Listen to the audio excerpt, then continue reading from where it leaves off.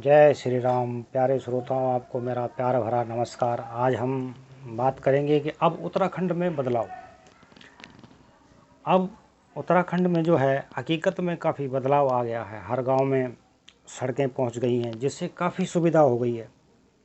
लोगों को मोटर गाड़ी अब अपना घर गांव के नज़दीक मिल जाती है। कोई बीमार या स्त्री का डिलीवरी होना होता है तो अब 108 पर नंबर डायल कर सिर्फ आधे घंटे में एम्बुलेंस आ जाती है, जिससे प्रसूता स्त्री या बीमार को समय पर इलाज मिल जाता है। और अब लोगों की पर्सनल कन्वेंस हो गई हैं, जैसे 4 व्हीलर 2 व्हीलर्स, जिससे सारी मुश्किल अब आसान हो गई है। मगर खेती बाड़ी अब कोई नहीं करता। समस्त खेत अब बंजर हो गए हैं। जो धान, गेहूँ और अन्य फसलें जो गाँव में लोग खेती से पैदा करते थे, अब उसके दर्शन दुर्लभ हो गए हैं।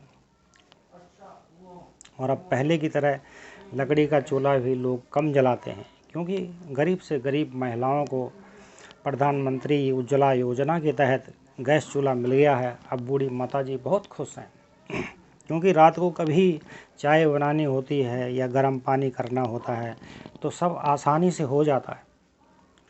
वो बूढ़ी माँ जिसकी आंखें धुएं से ख़राब होती थी, आज वो जब जब गैस चूल्हा जलाती है तब तब आदरणीय प्रधानमंत्री जी का हार्दिक धन्यवाद करती हैं। चाहे वो रात के 2 बजे चाय बना रही हो। और भी कई तरह के लाभ हैं जो गरीब लोग सरकार से ले रहे हैं। पर जब गाँव से लोगों का पलायन हो गया, गाँव में जहाँ 100 परिवार रहते थे, वहाँ अब मुश्किल से मुश्किल 20 या 25 परिवार ही रहते हैं। बाकी सब लोग शहरों में शिफ्ट हो गए हैं। इतने कम लोग हो गए हैं कि कभी कभी तो लगता है कि यहाँ गांव में कोई भी लोग नहीं रहता होगा। जब अब मनोरंजन के भी कई साधन हो गए हैं, जैसे कि नेटवर्क चैनल जो शहरों में दिखाए जाते हैं, वे सारे अब गांव में उपलब्ध हैं। साधन बड़े हैं, मगर लोगों का गांव से पलायन जारी है। कोई बच्चों की अच्छी शिक्षा दिलाने के लिए मार्केटों में शिफ्ट हो गए। पुराने लोग भी गांव में बिरले ही रह गए हैं। पशु सेवा भी करीब करीब ख़त्म होती जा रही है। गाय, भैंस, भेड़, बकरी चंद लोग ही पालते हैं, क्योंकि थैली वाला जो टोंड दूध होता है अब गांवों में उपलब्ध हो गया है, जिसकी वजह से लोग अब गायों का पालन नहीं करते।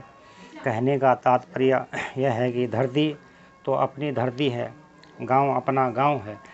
अभी जब कोरोना महामारी शहरों में आई, तब लोग अपने अपने गांव में गए और तब पता लगा कि कितने लोग गांव में रहते हैं, क्योंकि शहरों जैसी व्यवस्था अब गांवों में हो गई है। मगर लोगों का पलायन अभी शहरों की तरफ है, शहरों की तरफ जारी है।